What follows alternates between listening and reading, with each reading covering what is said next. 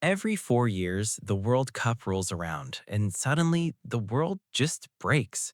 Normal routines go completely out of the window. Grown adults weep on the sidewalk over a missed penalty. Governments literally cancel the workday because of a single match. And right there, stuck in the middle of all that chaos, is you, completely unbothered, hoping your phone stops flooding with screaming clips, jerseys, and flags.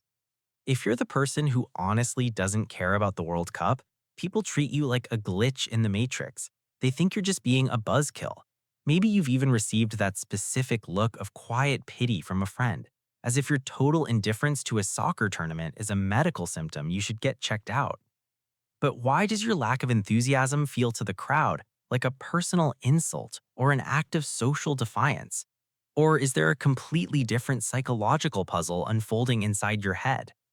It turns out, science has a few competing theories for why some brains are completely immune to global sports fever. And the deeper you go into the data, the more you realize that being a non fan isn't about what you're missing, it's about how your brain protects itself. Being a die-hard fan is a pretty risky financial investment for your sanity. When a fan sits down to watch a match, they're essentially handing the remote control of their central nervous system to 11 total strangers. If a 22-year-old athlete thousands of miles away gets a leg cramp or misjudges a pass by 2 inches, the fan's entire night is ruined. Their stress hormones spike, their blood pressure goes up, and their self-esteem takes a massive hit. Psychologists track this by looking at where your emotional stability actually lives. Some people tie their well-being directly to outside forces, letting luck, fate, or a sports team dictate how they feel. But if you don't care about the World Cup, your emotional baseline comes entirely from within. You don't let external events dictate your mood. Your brain looks at that screen and runs a rapid automatic math problem. Can I kick that ball? No. Can the players hear me screaming at the glass? No. Can my anxiety change the referee's mind? Absolutely not. The second your brain realizes it has zero control over the outcome, your reward circuitry shuts the wallet. It refuses to spend a single drop of adrenaline.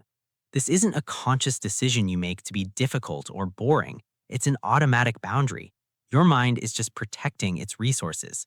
Why waste massive amounts of mental energy on a high-stakes drama where you have zero say in the ending? To the fan, it looks like you're missing the fun, but to your brain, you're just refusing a terrible bargain. You're choosing to keep the remote control to your own mood. The pressure to care about the World Cup is intense. It's not like regular club sports where you can just easily ignore it. Every 4 years, it becomes a literal cultural mandate. It wraps itself in history, family, and national pride, constantly whispering that to be normal, you have to care. Psychologists see this as a textbook example of our urge to blend in just to avoid being judged by the tribe. It's the invisible force that makes people buy gear they don't even like.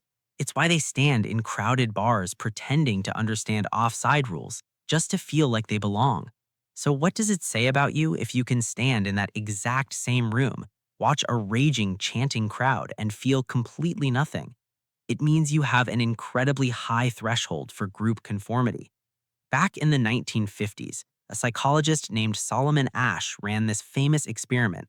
He put a volunteer in a room full of actors and showed them lines on a card asking which ones matched in length. The answer was incredibly obvious, but when all the actors deliberately pointed to the wrong line, over 70% of the real volunteers caved in. They literally ignored their own eyes and agreed with the crowd just to avoid looking out of place. When you sit through a match completely unbothered, you're actively resisting that human trap. You see the crowd waving the flags, you understand the social script everyone is running, but your internal compass doesn't bend to match the room. You don't find safety in numbers, you find safety in what's actually real to you. You don't need a stadium of strangers validating your presence to feel allowed to exist. Is this total independence always a good thing? Because human evolution introduces a pretty heavy cost for staying completely detached. We are, at our core, tribal animals. For hundreds of thousands of years, staying connected to the tribe wasn't a hobby, it was a literal survival mechanism. If the tribe gathered to celebrate a hunt or a victory, standing in the corner saying, "Honestly, I don't see the practical utility of this dance," was a fast track to getting ostracized. Highly dedicated sports fans actually score significantly lower on scales of loneliness. They have an instant, built in support system. They get to experience these massive structural spikes of collective joy that are hard to find anywhere else in the modern world. The sports bar or the stadium is a shortcut to human connection. You walk in a stranger, and 2 hours later, you're hugging someone you've never met because a ball crossed a line. So, what if your indifference isn't just a shield of pure independence? What if it's an evolutionary trade off? By opting out of the mass ritual, you save yourself the stress, but you also lose access to that low friction bonding that keeps communities glued together. As a non fan, you face a unique tax. You have to work twice as hard to build your own circles, your own rituals, and your own sources of shared meaning from scratch.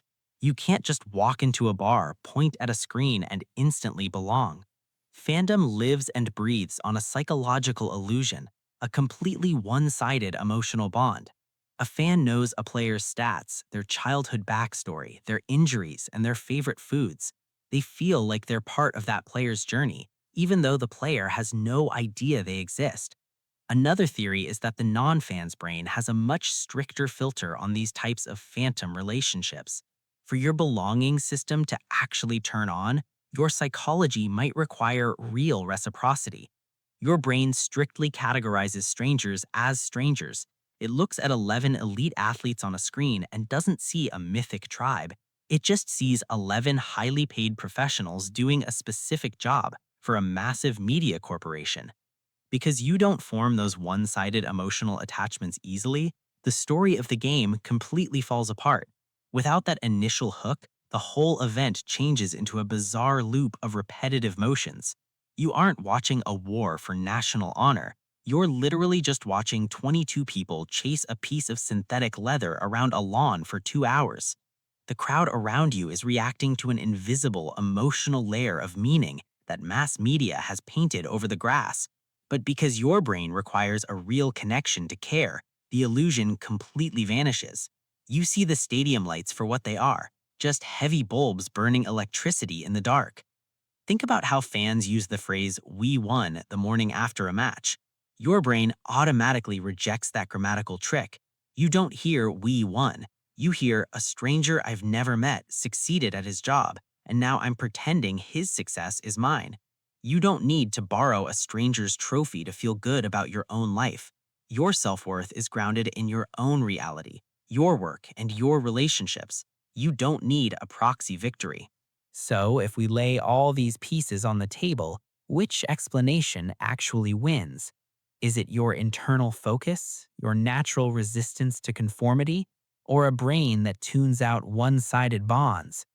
The truth is, it's usually a mix of all three, creating your specific personality matrix. Choosing not to care about the World Cup isn't a sign that there's something wrong with you, but it also doesn't make you inherently superior to the crowd outside. It's just a perfect example of how differently human brains choose to spend their limited attention. The fan finds meaning by melting into the crowd and riding the macro narrative of the tribe. The non fan finds meaning by staying locked into the micro narrative of their immediate, tangible life. Neither system is wrong, they're just built for completely different environments. If you choose to look away from the flashing screen without feeling a single ounce of guilt, it's because your focus is simply on a different canvas. Maybe that's a craft you're quietly trying to master, a personal project, or a small circle of real world people who actually know your name. Indifference is never just empty space. It's just a clear boundary showing you what actually matters to you and where you actually belong.